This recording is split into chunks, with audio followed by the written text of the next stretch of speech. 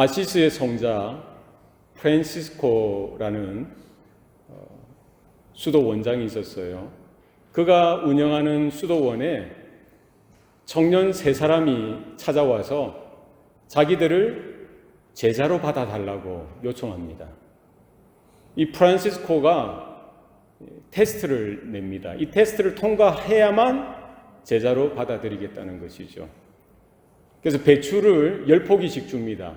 배추를 줘서 저 밭에 가서 뿌리를 하늘로 향하게 해서 심으라는 거예요. 청년들이 배추를 받아서 이제 밭으로 가죠. 첫 번째 청년은 프란시스코가 말한 대로 뿌리가 하늘로 향하게 해서 밭에다 다 심는 거예요. 10개를 다 심었어요. 두 번째 청년은 들고 가면서 생각합니다. 이게 말이 되냐? 이미 배추가 추수되어진 건데 그걸 가서 다시 심는 것도 이게 문제인데 그것도 어떻게 심으라고요? 뿌리가 하늘을 향해서 심으라고 하니까 더 말이 안 되는 거예요. 그래서 가서 심기는 심는데 어떻게 심습니까? 뿌리가 하늘로 향하면 됩니까? 뿌리는 땅을 향해서 그냥 심는 거예요. 자기 생각대로 심는 거죠. 세 번째 청년은 자기가 아무리 생각해도 말이 안 되는 거예요. 그 유명하다고 하는 프란시스코라고 해서 찾아와서 제자로 이렇게 좀 교육도 받고 훈련도 받기를 원했는데 이 너무 말이 안 되는 거죠.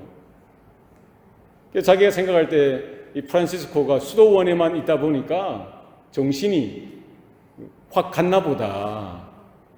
정신이 나간 거 아니냐. 이게 말이 되냐 하면서 이 세 번째 친구는 아예 그냥 심지도 않습니다.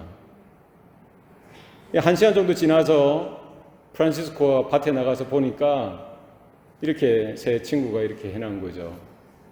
누가 제자로 받아들여졌겠어요? 누가 제자로 받아들였습니까? 첫 번째 청년만 그 프란시스코의 제자로 받아들여지고요. 나머지 두 청년은 그냥 세상으로 떠나 보냈던 거예요. 프란시스코가 보았던 그 테스트의 그 제자로서의 덕목이 무엇입니까? 무엇을 보기를 원했던 거예요? 뭐가 필요하다는 겁니까? 뭐예요? 순종이에요, 순종. 스승으로서 프란시스코를 제자로서 그를 스승으로 모시고 제자로 그가 배우기를 원하면은 가장 중요한 게 뭐라는 거예요? 똑똑함이나 그가 잘났던 거나 그 과거에 무엇을 이루고 무엇을 행했는지 뭐 그런 것이 아니라 뭐라는 거예요? 순종이라는 거예요. 처음도 순종이고 두 번째도 순종이고 세 번째도 순종이고 열이면 열, 백이면 백. 뭐를 요구하는 거예요? 순종을 요구하는 거예요. 자기 생각이 어떠하든지 자기 지식이나 자기 상식이나 자기의 그런 신념이 어떠하든지 상관하지 않고 스승의 말이면 스승의 말씀이면 그 말씀에 따라 순종하느냐 이것을 보는 거예요. 우리 모든 성도들의 삶도 그렇습니다. 우리의 믿음이 무엇입니까? 우리의 신앙이 어떠해야 합니까? 우리 교회가 붙들고 있는 이 믿음이 어떠해야 하는지, 우리 성도들이 살아가는 이 믿음이 어떠한지, 뭐예요? 지식입니까? 우리의 경험입니까? 우리 안에 있는 어떤 지혜로움입니까? 우리의 상식입니까? 뭐가 있어야 된다는 거예요? 순종이 있어요. 우리의 스승 대신, 우리의 주님 대신 예수님께서 우리를 향하여 말씀하실 때에, 하나님께서 우리에게 말씀하실 때에 우리는 모든 것들을 내려놓고 뭐 할 수 있어야 됩니까? 순종할 수 있어야 돼요. 사실은 순종을 넘어 복종이죠. submission, surrender. 그죠? 내 상식이나 내 신념이나 내 가치관이나 내가 지금까지 살아왔던 모든 것들을 내려놓고 내 고집까지, 내 자존심까지 다 내려놓고 주님의 말씀 앞에 순종하느냐. 이것이 우리의 믿음을 결정하는 거예요. 하나님의 말씀 앞에 순종하는 저와 여러분 되실 수 있길 바랍니다. 주님의 부르심 앞에 우리가 복종할 수 있는 우리 성도들의 모습이 될 수 있기를 바랍니다. 우리의 믿음이 어떠해야 합니까? 저와 여러분 가운데 믿음이 있습니까? 이 믿음이 어떠해야 하는지, 우리 안에 믿음을 찾아볼 수 있습니까? 중요한 것은요, 우리의 믿음은 반드시 보여지게 되어져 있어요. 나타나게 되어져 있습니다.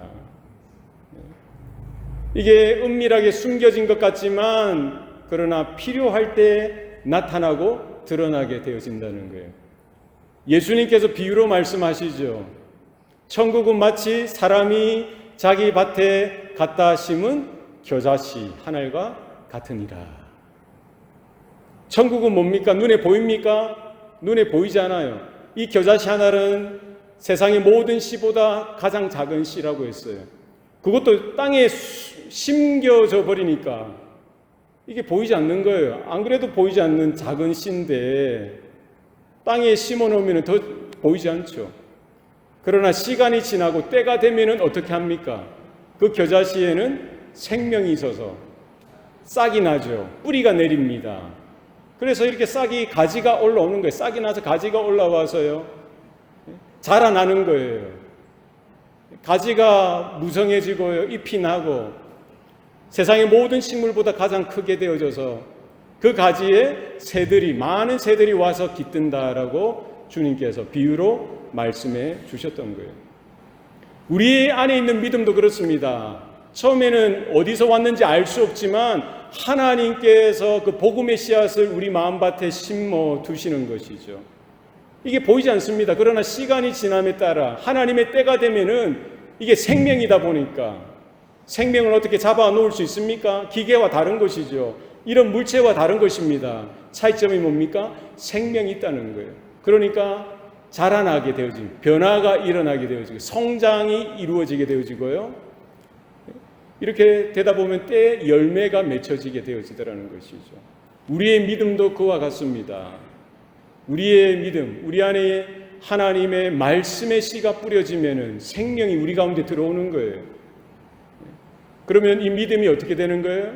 그냥 개념적으로, 우리 지식적으로, 우리 관념적으로만 거하는 이런 지식적인 믿음이 아니라 뭐예요? 우리의 모든 전생애를 변화시키는, 우리의 삶을 변화시키는, 우리의 인생이 하나님 보시기에 아름다운 모습으로 자라고 성장하게 되어지고 열매 맺는 이와 같은 일들이 나타나지게 되어진다는 것입니다.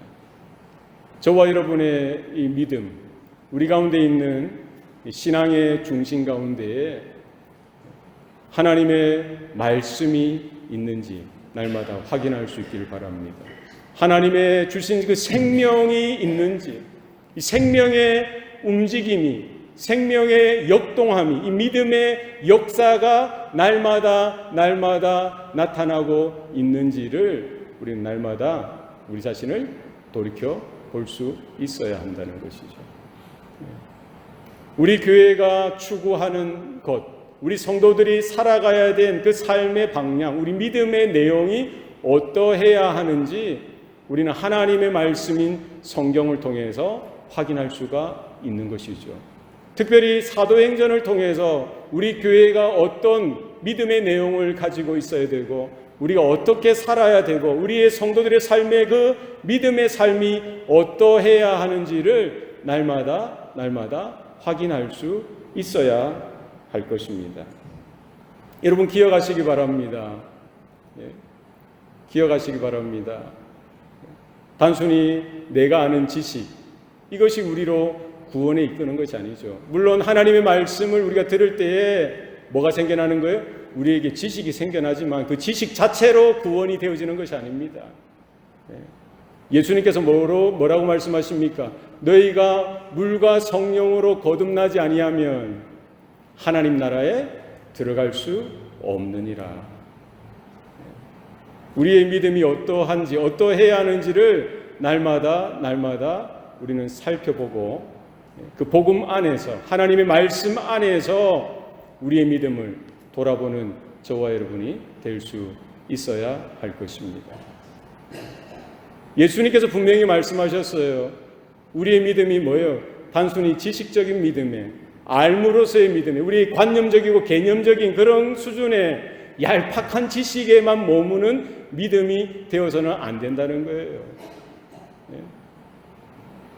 예수님께서 말씀하시죠. 마태복음 7장 21절에 뭐라고 말씀하십니까? 나더러 주여 주여 하는 자마다 다 천국에 들어갈 것이 아니요 다만 하늘에 계신 내 아버지의 뜻대로 행하는 자라야 들어가리라. 누가 천국에 들어가기 합당합니까? 단순히 예수님은 하나님의 아들이신 것을 믿는다라고 그냥 주여 주여 주님 믿습니다 믿습니다 주님, 그냥 얄팍한 지식으로, 값싼 은혜죠. 그렇게 고백하면서 돌이켜서 세상에 살아가는 삶을 보면은 뭐 하는 거예요? 전혀 하나님과 관계없이, 예수님과 상관없이 그냥 자기가 주인 되어서 살아가면서 일주일에 한 번 혹은 2주일에 한 번, 한 달에 몇 번 나와서 주님 주님 제가 믿습니다. 세상에서 살아가는 삶은 그냥 자신은 알겠죠. 하나님은 아시죠. 그냥 자기가 마음대로 그냥 살아가는 거예요. 그러면서 회개한다라고 하고 회개하고, 마치 우리가 수학 공식을 대입하듯이 그냥 공식 몇 개 아는 것으로 수학 문제 풀어가듯이 그냥 이런 신학적인 교리적인 그 부분 몇 개를 가지고 그냥 알면서 편하게 그냥 사용하는 거예요. 그러면서 내 자신, 내 삶, 내 존재 자체는 변하지 아니하고 하나님의 생명은 거부하고 하나님의 다스리심은 거부하고 하나님의 진리는 거부하고 그냥 여전히 내가 주인이 되어서 그냥 살아가면서 편안하게 그냥 자위하는 거예요. 뭐 이렇게 사는 것이 신앙생활이지. 이것이 믿음이지 뭐. 적당히 타협하면서 적당히 세상의 것을 허용하고 즐기면서 그러면서 교회 안에 속해서 그냥 이것이 신앙인 줄 알고 믿음인 줄 알고 나중에 후회할 때가 있을 수도 있다는 거예요. 야고보서 2장 19절에도 분명히 말씀합니다. 뭐라고 이야기합니까?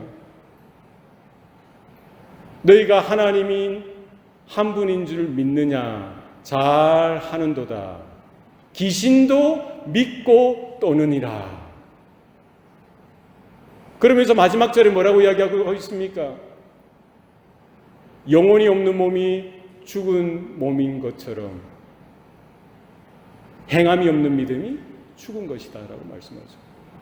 우리에게 있다라고 하는 이 믿음이 정말 살아있는 믿음이냐? 이것을 날마다 확인할 수 있어야 됩니다. 잠자는 믿음이 되어서도 안 되고요. 죽은 믿음이어서도 안 되는 거예요. 하나님의 뜻을 발견하고 그 뜻에 우리의 의지, 우리의 삶, 우리의 모든 전 존재와 전 생활을 굴복시키는 그와 같은 모습이 우리 가운데에 있어야 하는 거예요.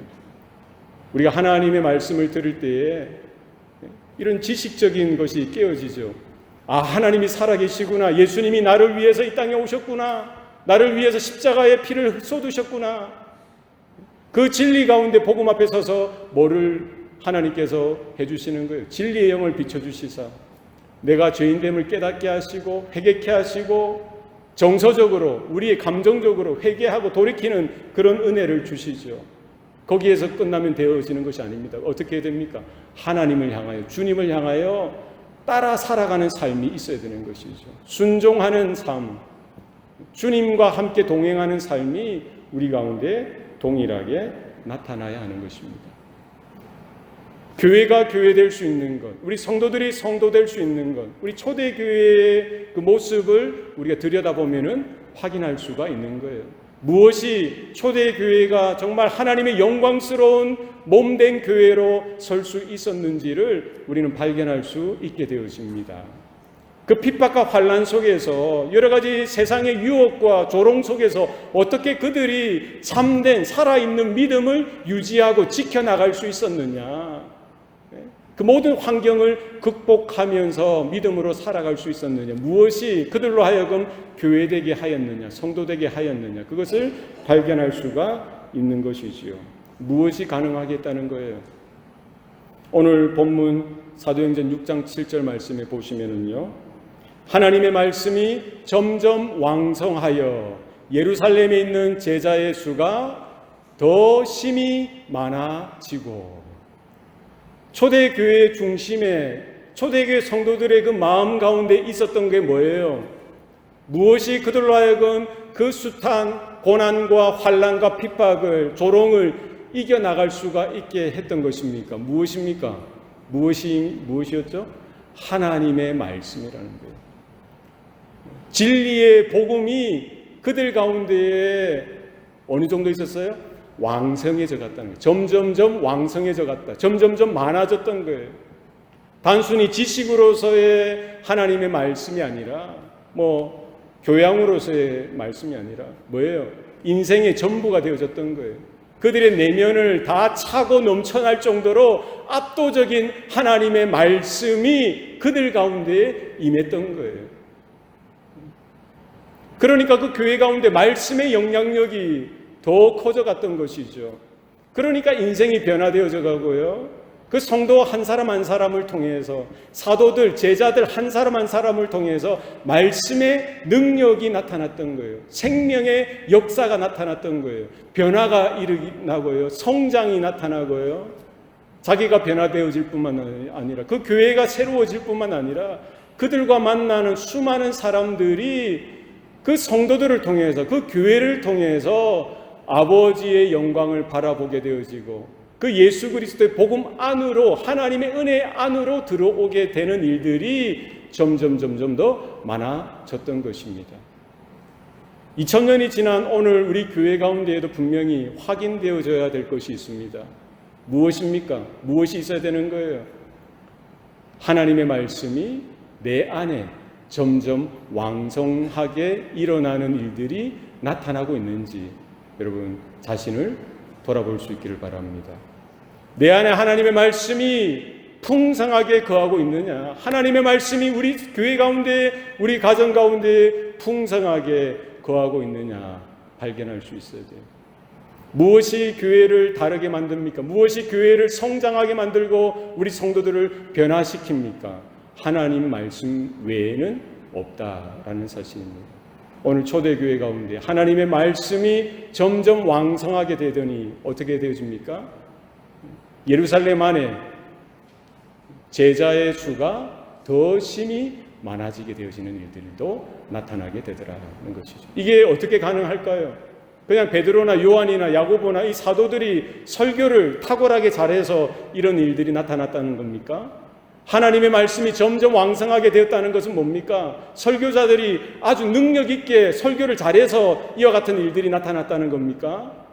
물론 베드로나 야고보나 요한이나 이 사도들이 성령의 능력으로, 성령께서 주시는 권능으로 하나님의 말씀을 능력 있게 잘 증거했겠죠. 그것도 우리는 이렇게 부인할 수 없습니다.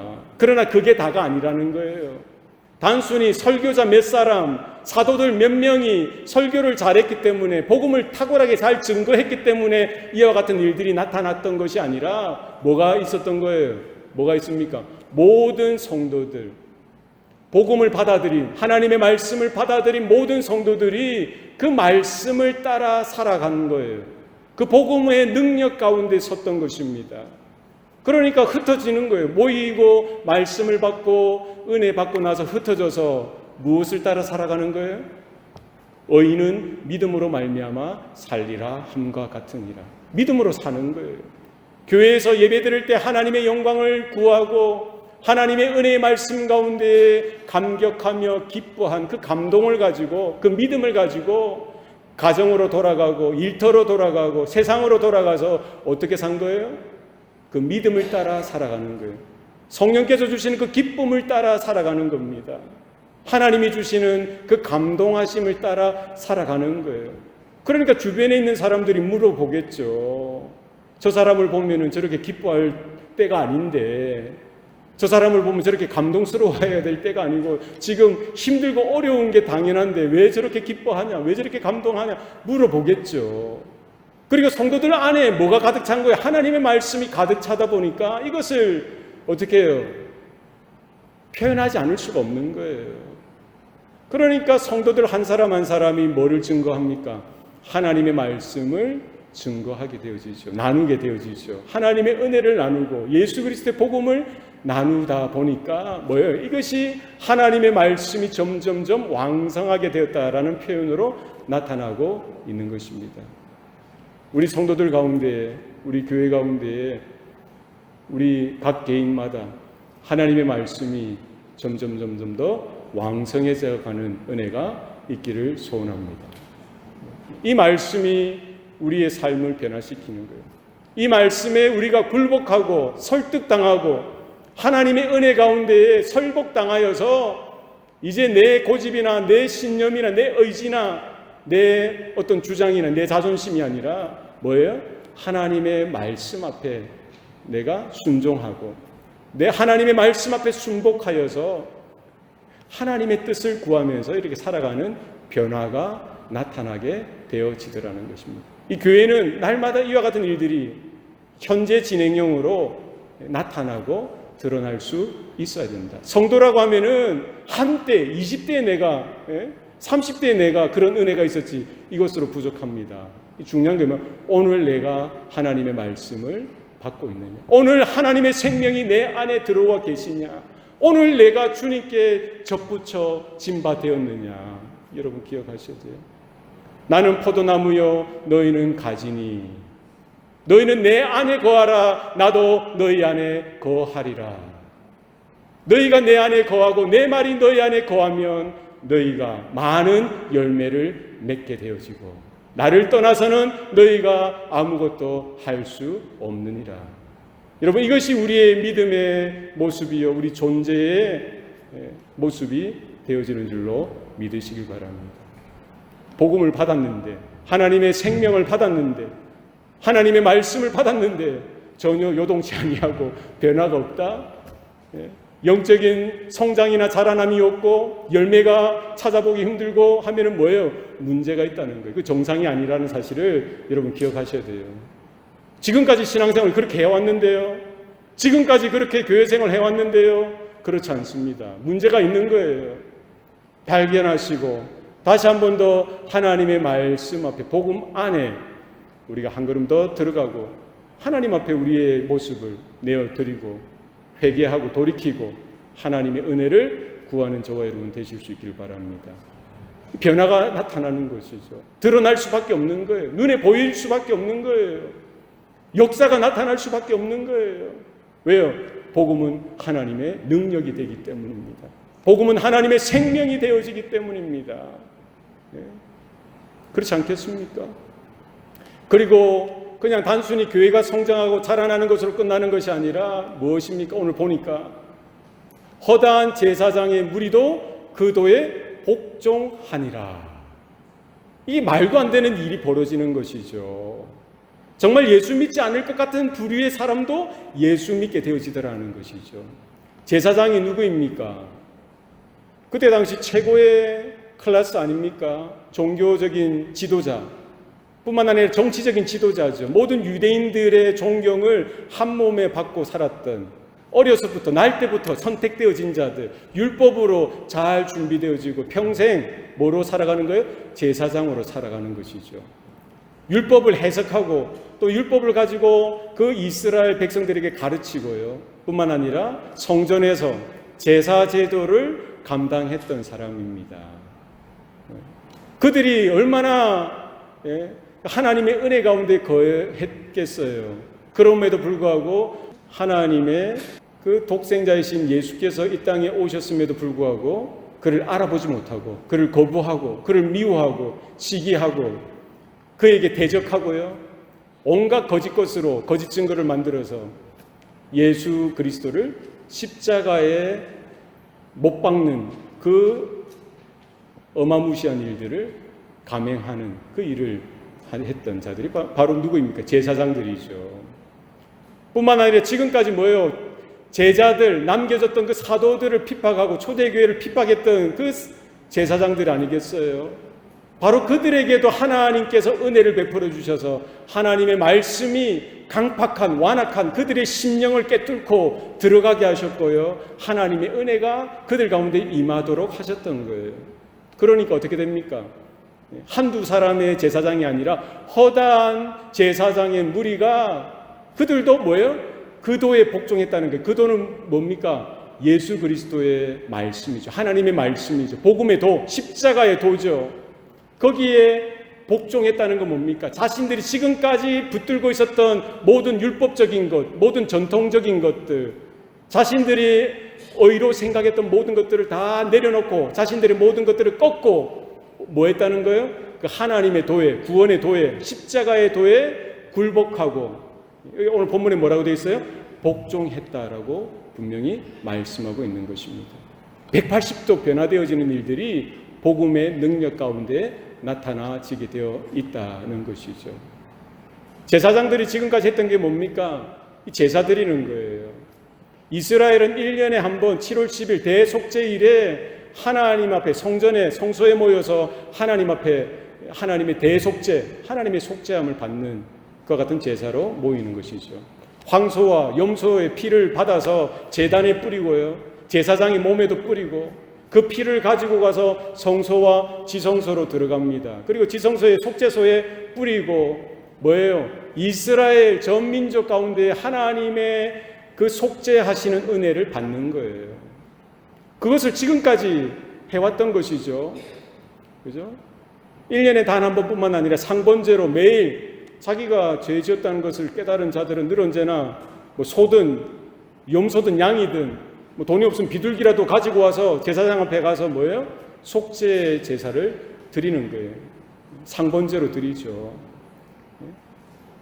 이 모든 것들을 통해서 제사함을 받았어요. 만약에 예수님이 오시지 않았다면 우리는 오늘도 뭐를 했어야 돼요? 하나님의 죄사함을 받기 위해서는 뭘 해야 됩니까? 지금 이제 주일에 모이지만 안식일에 모여서 뭘 해야 돼요? 여러분이 예배로 오기 전에 뭐예요? 이 제사가 되어져야 되죠. 뭐를 가지고 와야 됩니까? 소를 끌고 와야 돼요. 양을 끌고 와야 됩니다. 염소를 끌고 오셔야 돼요. 돈이 없는 분들은 비둘기라도 가지고 오셔서 거기에 내 죄를 고백하고 번제단 옆에서 죄를 고백하고 손을 얹어서 안수하고 희생 제물을 잡아서 피를 뿌리고요, 제사함을 받아야만 했던 것이죠. 그러나 구약의 모든 제사 제도가 예표하는 게 있습니다. 하나님께서 모세를 통해 주셨던 그 제사 제도, 제사장이 예표하는 게 있어요. 양이나 소나 그 제물이 예표하는 것이 있습니다. 그 피, 제단에서 흘렸던 그 피가 예표하는 게 있어요. 그게 뭡니까?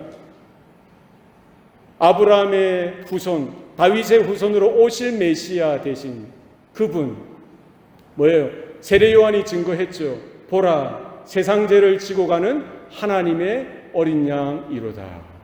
예수님께서 전 인류를 구원하실 속죄 양으로서, 어린 양, 유월절 어린 양으로서 이 땅에 오셨던 겁니다. 십자가 위에서 죽으신 그 죽으심이 단순한 유대 나사렛 한 청년의 죽음이 아니라 뭐예요?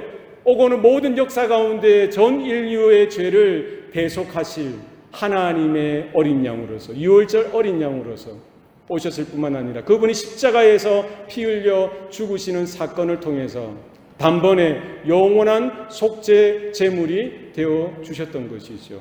바로 그 예수 그리스도께서 대제사장 되시는 거, 영원한 대제사장으로서 하나님과 죄로 말미암아 영원히 죽을 수밖에 없는 인생들 그 가운데에 중보자로 오셨어요. 본인이 속죄 제물이 되어 주셨을 뿐만 아니라 본인이 영원한 대제사장이 되어 주셔서 하나님께로 나아갈 수 있는 길이 되어 주셨던 것입니다. 바로 이 사실을 하나님은 이 땅 가운데에 알려주셨던 거예요. 오늘 허다한 제사장들의 무리가 그 사도들을 통해서, 그 제자들을 통해서, 그 초대 교회들을 통해서 알게 되어졌던 것이죠. 물론 하나님께서 그 복음의 소식이 그들 가운데 들려지게 하셨고요, 그들이 지금까지 행했던 그 패악스러운 그 모습들, 죄악된 모습들을 깨닫게 하시고 돌이키게 하셨던 것이죠. 그리고 이 지식으로 뿐만 아니라 이 정서적으로, 감정적으로도 회개케 하시고 돌이키게 하시고요, 뿐만 아니라 뭐예요? 이게 뭡니까? 의지적으로 그냥 머리로만 동의하는 수준이 아니라 그냥 마음으로 저 은혜로웠네요, 참 좋았네요, 참 뭉클했네요, 이 수준이 아니라 뭐가 있어야 되는 거예요? 삶이 180도 바뀌어져야 되는 거예요. 이 제사장들이 이 사실 그 도에 복종했다는 것은 뭡니까? 지금까지 자기들이 붙들었던 그 구약의 율법이 누구를 통해서? 오실 메시아 되셨던 그리스도 예수를 통해서 다 이루셨다, 다 완성되어졌다, 율법의 요구가 다 성취되어졌다는 사실을 그들이 확인하고 인정하고 깨닫고 그 도에, 그 복음의 도에, 십자가의 도에 순종하게 되어, 복종하게 되어졌던 것이죠. 더 이상은 뭐예요? 성전도 필요 없고 제사도 필요 없고 제사장도 필요 없었던 거예요. 뭐면 가능한 겁니까? 뭐면 충분한 겁니까? 예수 그리스도 한 분이면은 충분한 거예요. 예수 그리스도의 보혈이면은 충분한 거예요. 여러분, 이와 같은 은혜가, 이와 같은 인정과 동의와 돌아섬이 저와 여러분 가운데도 있기를 바랍니다.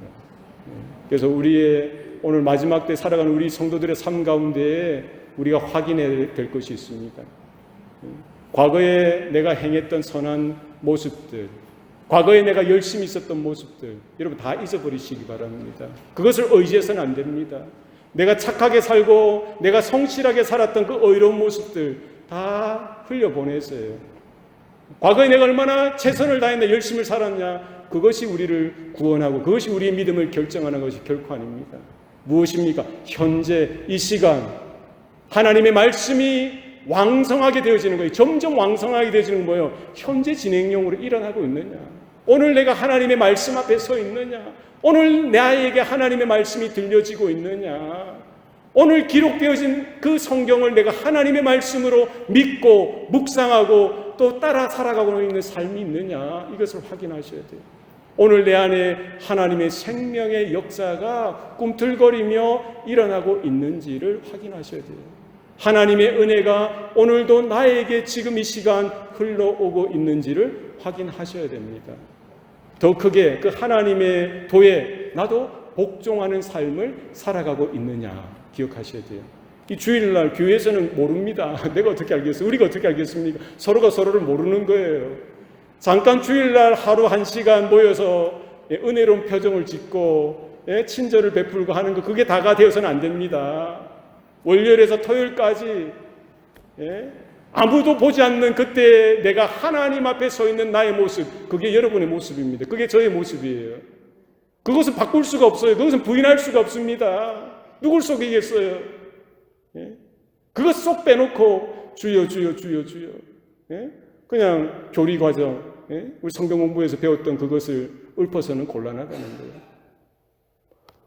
오늘 나에게 하나님의 은혜가 있어야 됩니다. 오늘 나에게 하나님의 말씀이 있어야 돼요. 성령의 충만함이 무엇입니까? 말씀의 충만함이 있어야 되는 거예요. 은혜의 충만함이 있어야 돼요. 그래야만 우리도 오늘 허다한 제사장의 무리처럼 그 도에 복종하는 삶으로까지 나아갈 수가 있게 되어지는 것입니다. 확인하시기 바랍니다. 나는 여전히 기쁨으로, 감사함으로 그 하나님의 말씀에 순종하고 순종을 넘어 복종하는 삶을 살아드리고 있느냐.